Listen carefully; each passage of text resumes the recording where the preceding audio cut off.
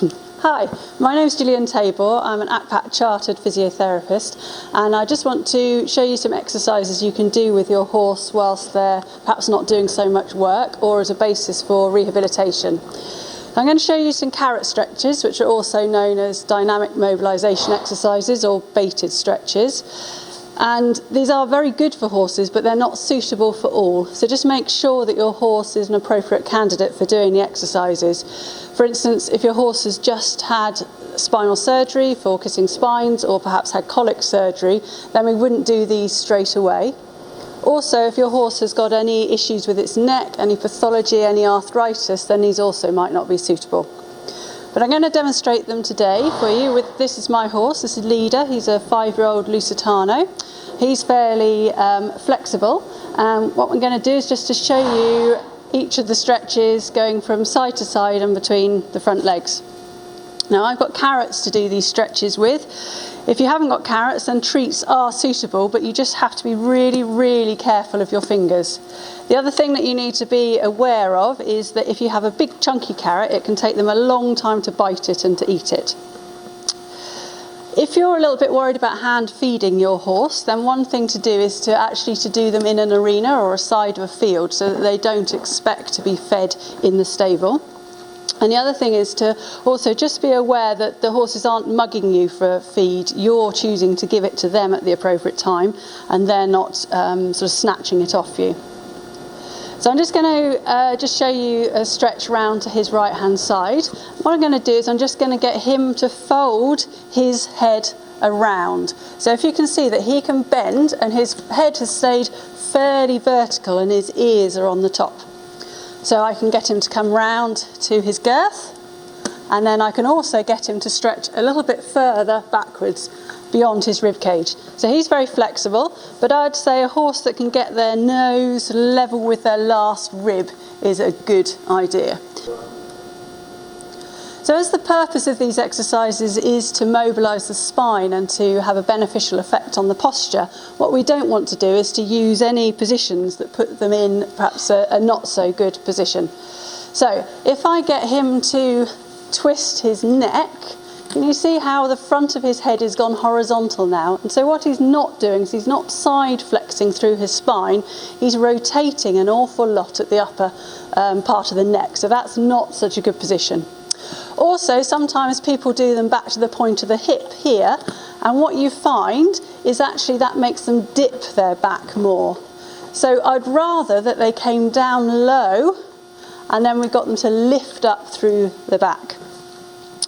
So we can keep the nose level with roughly where your foot would be in the girth, or running backwards towards the stifle, or another good position is to come down and low to the side. If you want to make sure that you're helping them, you can come inside the stretch and just get them to move around you. A horse as bendy as him, though, makes it a little bit troublesome for me, because he's going to push me over. Good boy. So let's have a compare to see how he is round to the other side. If you've got a horse that does like to move when you do these, what you can do is just to get them to reverse so their bottom goes in the corner. So his chin's going around to his girth, chin's going to his stifle, and then we can come down, chin, nose down towards the side. So there's a little bit more of a challenge for him, and as we've gone to the end of his range of motion, you can see that he actually has to balance quite a bit to do this. There we go. Make sure that he turns and reaches down. So you should be able to see that he's bending through his back and he's lifting up through his back as well. And I can see that he's working his tummy muscles there, his abdominal muscles. This is why sometimes they're called Pilates exercises for horses. I just corrected him there because he was just twisting and getting him to reach round. Good boy.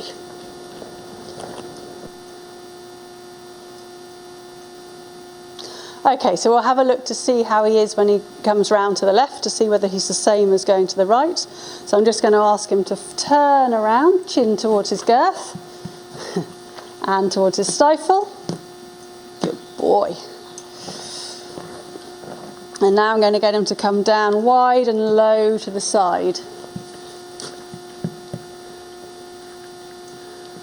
The further we reach, we can see that it's not just a neck exercise. You can see how it's actually lifting and moving his back, and I can see that his tummy muscles are working really hard in there. We'll just come back round. Leader, over here. Good boy.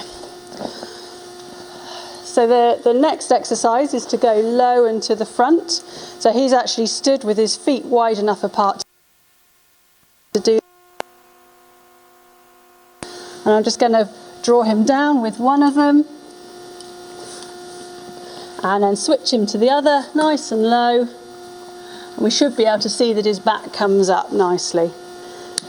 So 2 halves of the food, down and low. So Mr. Okay, you'll see that he is actually bending his right knee there. So I'm going to turn him round and do the same with me standing on his left.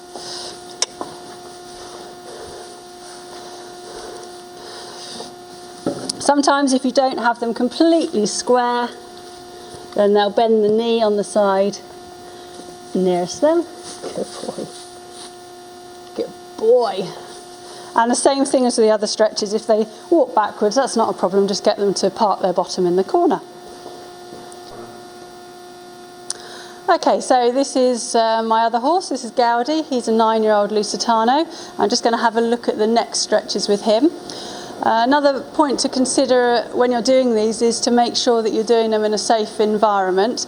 Now, this is a day stable, and I haven't got any bedding down here, but he's unshod, so he doesn't have very sort of slippery feet on the concrete. So just make sure that you don't choose somewhere that might cause you difficulties. So he's also quite food motivated, so let's have a look at him. Coming round to the side, he's not quite as mobile as his younger chap Leader.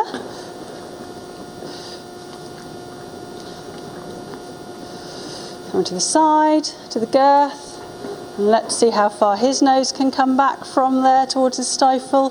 So there's the end of his rib cage, and you can see that he's actually now having to start to twist quite a lot. So his head has gone from being vertical as he turns round to twisting. So what I want to do is I only want to take him as far as I can get him without encouraging that twist. So I go to about there on him.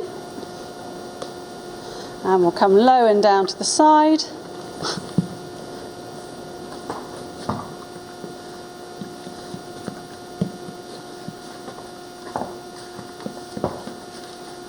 Good boy.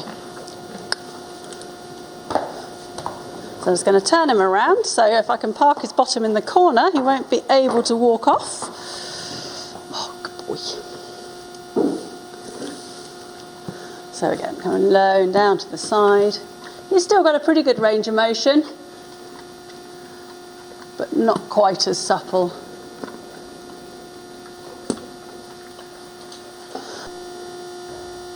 Okay, so I've shown you some carrot stretches with my 2 horses, and I've got a few more tricks and tips for you. So I used carrots, and sometimes I use sort of treats as well, but another option is to use something like this, which is a lick, and that way the horse can't snatch the food from you. They have to turn, and then they have to stay in that position for a little bit longer whilst they're licking from the pot. And in fact, when you do them with carrots, if you can, it's ideal if you can keep the horse in that position for 5 to 10 seconds. A question that I get asked often is sort of how many should I do and how often should I do them? So I say sort of 3 to 5 times to each position, so that's to each side and then between the legs. And as in terms of how often you should do them, the research that we've got regarding the effect that they have on the deep spinal stabilizer muscle, the multifidus muscle, we've done a few trials. One trial had them 5 times a week, and then another one did 3 times a week. So I would suggest at least every other day if you can. The other consideration is sort of what time of day and at what point during your exercise you should do them. Now you don't want to have a horse that's very keen to chase after food and doing that with cold muscles. So what I'd suggest you do is you should do them after you bring them in from the field, or perhaps if they are doing hand walking, perhaps do the exercises after then as well. The other thing that you need to consider is you need to watch how your horse is responding to them. If they're showing any signs of pain or discomfort, then I sort of suggest that you stop them and get them checked by a professional. And then just remember why we're doing them. What we're trying to do is we're trying to increase range of motion, we're trying to switch on the abdominal and core muscles, and this doesn't happen straight away. So you might find to start with your horse doesn't go very far, but ever so gradually you'll get a bigger range of motion, they'll be able to reach further, and that process can take a few weeks. So don't expect them to be able to be as flexible as my young horse was when you start doing them. So if you have any questions or you want to ask my advice about your horse, you can get in touch with me. The easiest way is via my website, which is www.gilliantabor.co.uk, or you can visit my page on Facebook.